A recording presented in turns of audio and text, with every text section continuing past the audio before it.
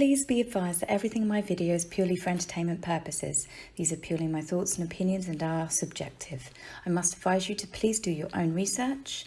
All media users found on the public domain and are fair use and fair dealings. Hey you guys, hope you're doing well. I unfortunately have decided this morning to just wake up with a nasty head cold. I have been sneezing and spluttering everywhere, so please forgive the state of me. I'm hoping when I go out later, a good dose of fresh air and a hot shower will keep me going. It's about time really. I haven't had like a little summertime bug. Normally when the sun comes out, I'm one of those people. I don't have hay fever, but you know, I just get I'm just one of those people that just catches a cold. It's more frustrating because I actually have been self-isolating. I've been going to the shop with gloves on. I've been alcohol, sort of gel in my hands. If anything, I have been so hygienic. Where have I got this bug from? So really annoying. But anyway, I'll get on with my video before I start having another sneezing fit to make you all feel unwell. So we've got a nice mixed bag today, all of the royals. First up, we have Prince Louie's second birthday. Isn't he absolutely gorgeous? People have nicknamed him Boss Baby. Hasn't he got big? He looks so much like Catherine's dad, as does George, which hopefully means that when these boys get older, they will not have the hereditary gene of losing their hair, unlike their dad William, which is so unfortunate, but he's still a really good looking guy. Catherine naturally has taken these pictures herself. I love that she does this. She is a good photographer, and I love the perfect picture of him getting ready to slap those rainbow handprints, probably over his face, probably over Charlotte. You know what kids are like at that age, but it was just an adorable, heartwarming shot, and it was really sweet of the Cambridges to share that with us. Even Charles shared a lovely, gorgeous picture of him with Prince Louis when he was younger as well. So after being announced to the public that that all of the royal members of the family were going to Zoom chat the Queen just to wish her a happy birthday, because obviously she's in strict isolation herself. And sure enough, just before it kind of comes up, it gets released to the press, and I quote, using Harry and Meghan's preferred outlets, that they did indeed Zoom the Queen with Archie. Now, I thought that it was a case of that they'd said that, you know, the Queen was going to have a chat, but it shouldn't have been released to the news. But obviously Harry and Meghan, at their usual games, have piggybacked onto the fact it's the Queen's birthday. We'll get in there before everyone else, but then we're going to announce it. But of course, Harry and Meghan, nothing stays private. That is, in fact, even if it's true, because who knows at this point? They've put out so many fake PR stories just to keep themselves kind of in the headlines. It's unreal. So with Catherine and William doing their Zoom chats to schools, and then we had Harry doing his his Zoom chat with the World Child Awards, not to be outshone, Meghan decided to do a Zoom chat of her own to the women that she worked alongside with the Grenfell Tower survivors. She's rambling on her usual babble. Here is a segment of what she was trying to say to them. I'll let you read it for a second, but it's just babble, babble, babble. But when you actually look at all of the women's faces all around the camera, none of them are engaging with her. They all look like that they would rather be watching cement dry, don't they? Which was quite funny for me, because she's not interacting with them. She's just talking, isn't she? And it's just, what she says is just completely pointless. As the terminology goes with Meghan, it's just a complete word salad, completely pointless, mixed up jumble of words with no kind of real depth, end result or meaning to them. But hey, she got her pictures in the paper again. Then Catherine, she wrote a lovely letter to the charity Action for Children, thanking them for all of their hard work. We do forget this time, you know, people that are in isolation, there are sadly a lot of children that are in dangerous home life situations, abuse, violence, neglect and whatnot. So she wrote them a lovely letter and also raised an awareness to that cause and to that charity, which I think is absolutely wonderful. So a crappy article, it's not the first one I've seen, this is several that I've seen about Sophie Wessex, the Countess of Wessex, how she's actually a really boring member of the royal family, that how's she going to take over from Harry and Meghan. It's like, well, Harry and Meghan actually didn't do a lot of work. If you look at the number of engagements they did in the short time that they were members of the royal family, they didn't do anything of any worth. And here's these articles trashing Sophie. So while this newspaper has turned around and said Sophie's actually really boring, should we see what Sophie's been up to recently? She's been volunteering preparing food packages. She's been handing them out to NHS staff. She's been making food packages for the needy and for people that obviously can't get out to the shops due to various illnesses, old people, vulnerable. She's actually been cooking meals in kitchens, which has been delivery for various sorts of places. She was working alongside the Rhubarb Food Charity. And then she's also, everyone's on this Zooming now, she's also been doing a lot of video calls to all of the organisations and charities that she works with. Do you know the reason why she's not being covered in the newspapers every day is because she doesn't have a personal photographer with her. Kensington Palace will take the odd picture of her when she's at work to be promoted for Kensington Palace, but she's not selling off pictures to Backgrid and to Splash News, because Sophie is genuine. She has warmth. She genuinely is doing this to help people.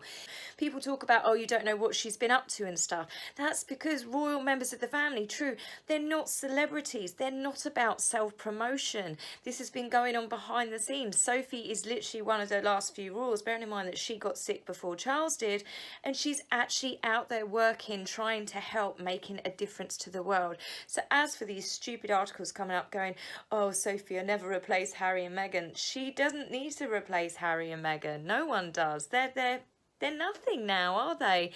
So, round about the time that Prince Harry has angered the scientists, angered so many people. 1 minute he's saying in his World Child video, this video will be used to tell the government about the suffering of people, like he's got any sort of, I don't know, weight behind him to instruct anything. And I will say this, the idiot has then turned around and said that he does not believe, in a podcast he said this, he does not believe that the pandemic, the bug, is as bad as it's being made out by certain areas of the media.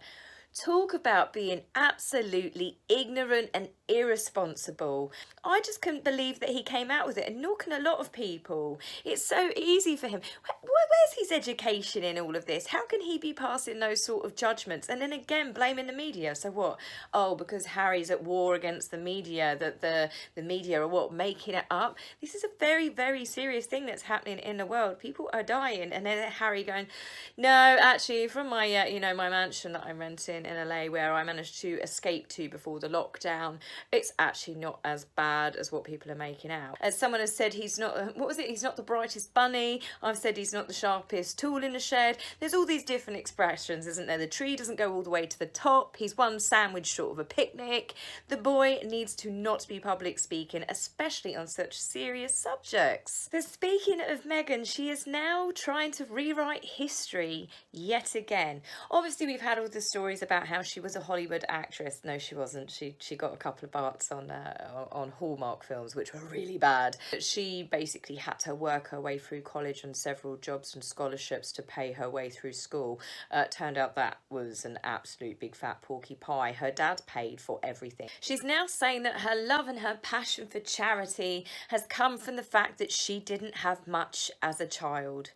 Are you joking? Does she think that we've not seen the newspapers? Does she think that the internet does not exist?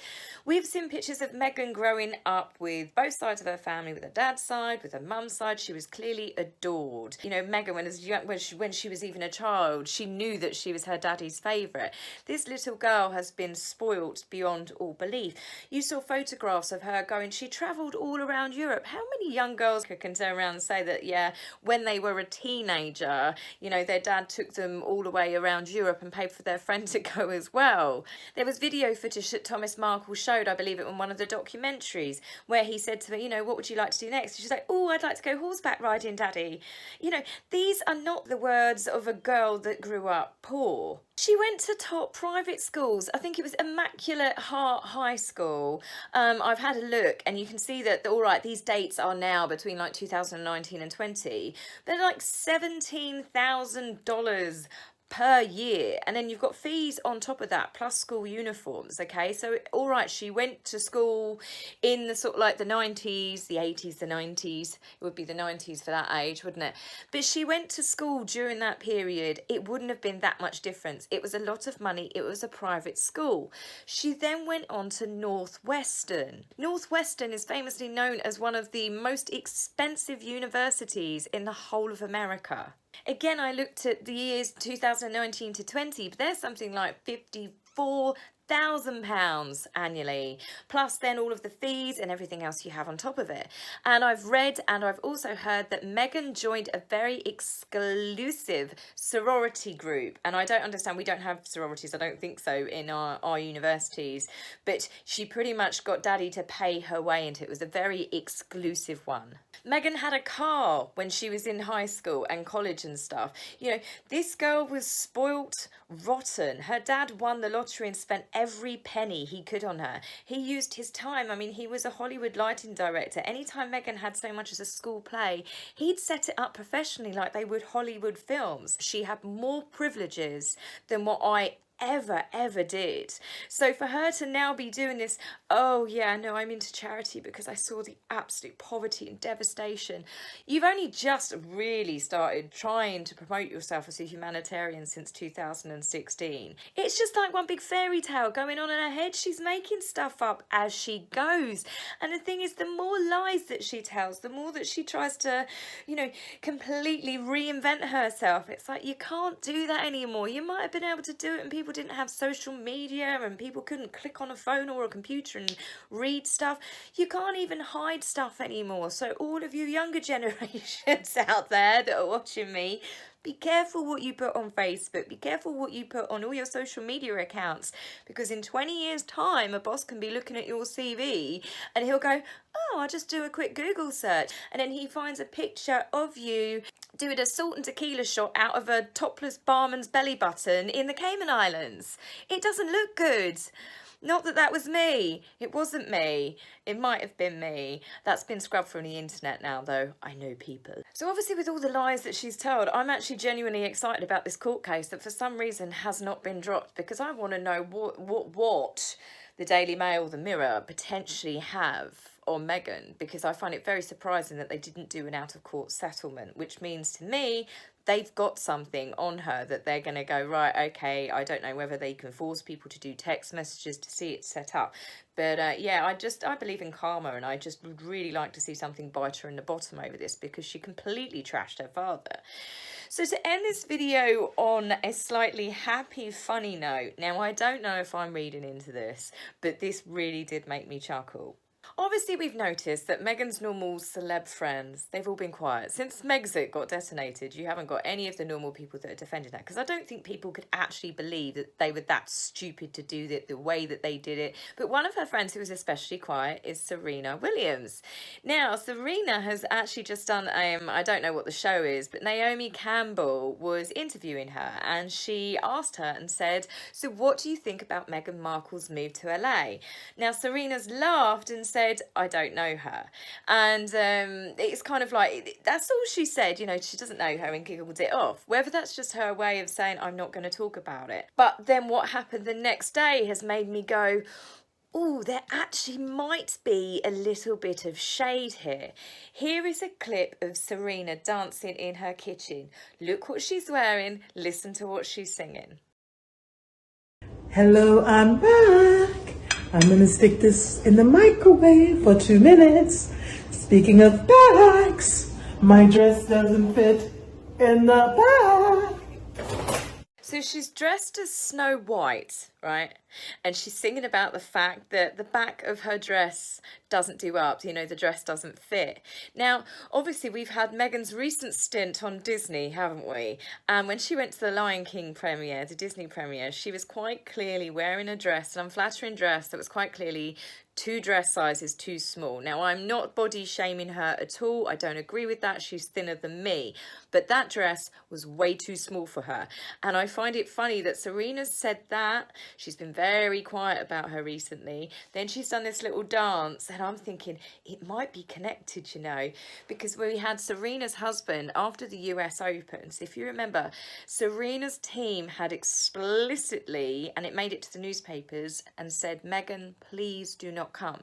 Reason being is it distracts Serena. They are very superstitious tennis players anyway. And the last few games that she went to, Serena lost. So they were like, please don't come. But Meghan did come, despite obviously Archie being only a matter of being weeks old. So she left her baby. She came to watch Serena play. Now, as you can see from the photos and stuff, this was just Meghan getting her face on the big screen. She was showing off jewellery. This is when she got caught out with that Jennifer Meyer jewellery range. But it was also the way that she was always looking at herself on screen, doing her a little applause for herself for how great she is. But she was also hugging and being what I found very flirtatious with Serena's husband, Alex. I personally don't think that I would have been too happy the next day. Not only did Serena have a defeat, which was awful, but all of the newspapers and magazines were showing front page pictures of Meghan smiling coyly at Alex, touching Alex, hugging Alex. There was even a really unfortunate picture of her. It looked like she was flashing her pants at him, to be fair. And I think, is that what's done it? Has Serena suddenly cottoned on to the fact going, you used me, you used my game to get yourself in headlines, you've embarrassed me by basically flirting with my husband, or at least made it look that way. And she did look like she was flirting with him. And then also Alex released tweets, didn't he? For those of you that don't remember, I'm going to include the tweets here. But as you can see here, he uses a lot of words that are often very, very famously used when people are talking about Meghan. He talks about using sycophancy rather than, you know, putting in real work to build themselves up. You know, talking about that some people will thrive. Where have we heard that before? You know, that was Meghan's words herself. And then people will begin to see them for who they are. Charlatans. What's Meghan famously been called for such a long time? And then goes on and finishes up with, and takes ownership of basically everything that they do, and to be kind to others and to themselves. Now, sorry, I found too many words in that link it all together. So do you guys think I'm reaching here, or do you connect the dots the same way as I do? I'm beginning to think that Meghan might have been markled by Serena, and Serena is not being shy about it. I think it's absolutely delicious if it's true. So I should be back with you guys in the next couple of days. I should hopefully be feeling a bit better. So dosing up the vitamins, honey and tea, I know the routine. So I'll be back with you guys really soon. Please tell me what you think. If you haven't already subscribed to my videos, please subscribe if you like them. You can hit the notification bell as well, and that will then alert you for when my next video comes out. So I'll be back with you guys very soon. Take care. Bye. If you like my video, please remember to like and subscribe.